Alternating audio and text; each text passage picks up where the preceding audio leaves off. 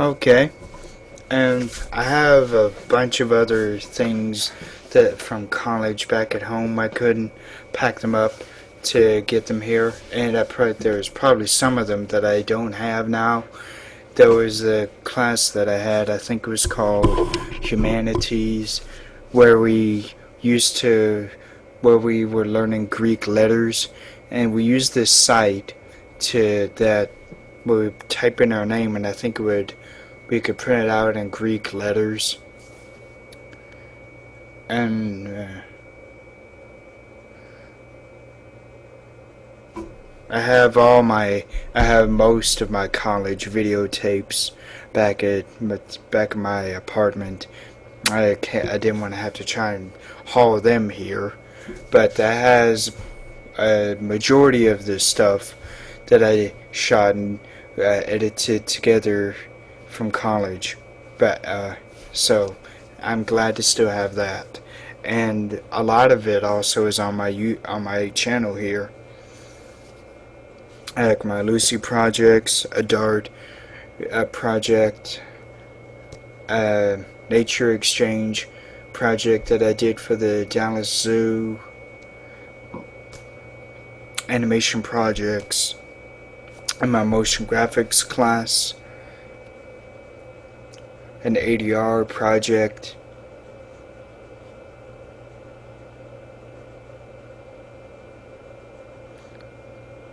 a little documentary that I did for a friend of mine, Len Gold, and then I sped it up with music from that's Flight of the Bumblebee, and I'm really not sure what class this is from, but this is a piece of memorabilia that I am incredibly proud to still have to this day. Me and my mom put a lot of work into this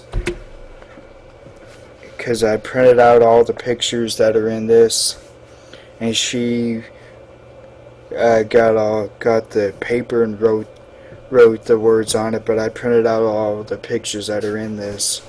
This is Once Upon a Time, the history of storytelling, with my name on the bottom and the little gold. So I'm a little tired with a gold star sticker on it. Once Upon a Time, the history of storytelling, with my name, Kenneth Rogers, and a fake little production name for a company called Car Productions. Car that's my initials. Kenneth Allen Rogers, Rogers, and my middle name is spelled Alan. Dallas, Texas. The history of Once Upon a Time, the history of storytelling.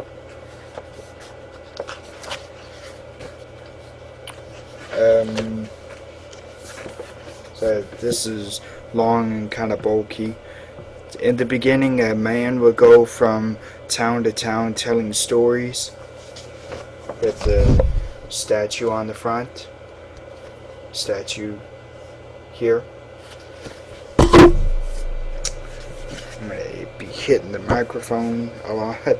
Next, 2 or more men would travel around. This eventually grew to be a troupe of people who entertained and told stories.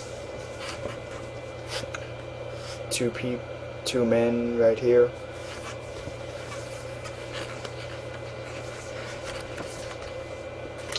Plays were written next and performed in theaters. Only men were allowed to act in them.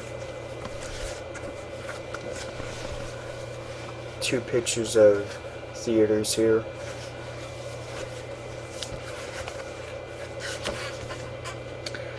As storytelling progressed, women were allowed to act, and vaudeville was born. Picture of a woman here, and a vaudeville actor way up here.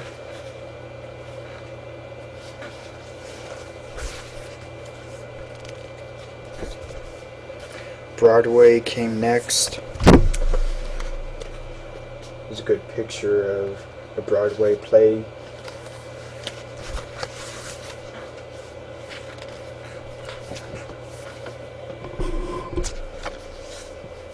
And then silent movies.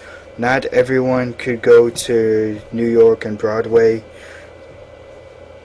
but everyone packed the movie theaters to see the silent movies. The silent, no sound. Maybe there may have been music, but there was no voices. And here's 3 pictures from some silent movies.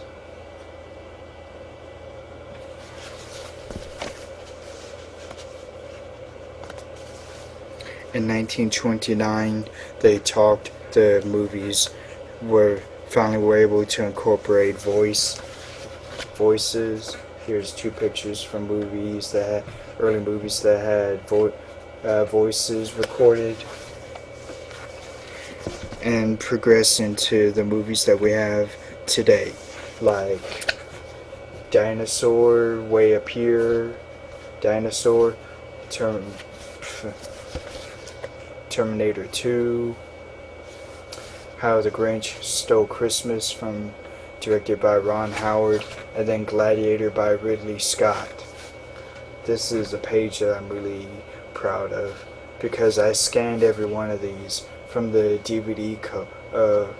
from the covers of the DVDs.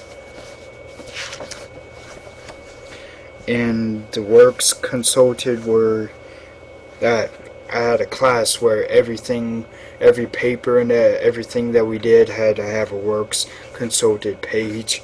So I consulted a book called The MGM Story, published in 1982, authored by James Douglas Ames, whatever, in New York, Cron Publishers Incorporated. Mary C. Henderson, Theater in America, New York, Harry N. Abrams, Inc., Incorporated, 1986.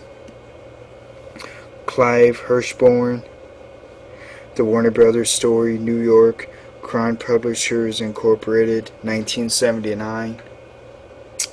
Barry B. Powell, Classical Myth. I think I still have that book actually. New Jersey, Prentice Hall, 1998. Katia Walker, Metro Goldwyn Mayer, California, Metro Goldwyn Mayer Communications Company, 1990. And then a just regular book called The Movie Book, London, Faden Press Limited, 1999. Works consulted page.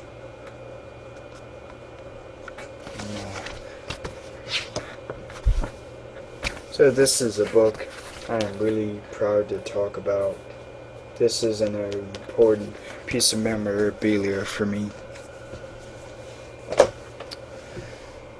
And just for fun, I'll throw in some things here.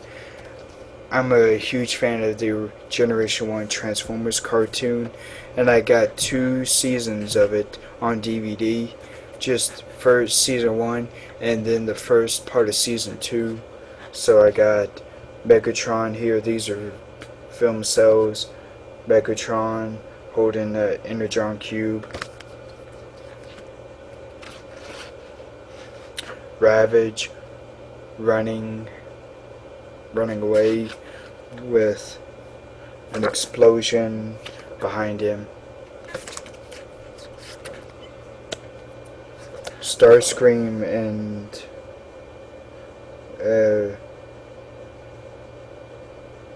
Skywarp, I think, holding Energon cubes. And Rumble. Little old Rumble, never can go wrong with him.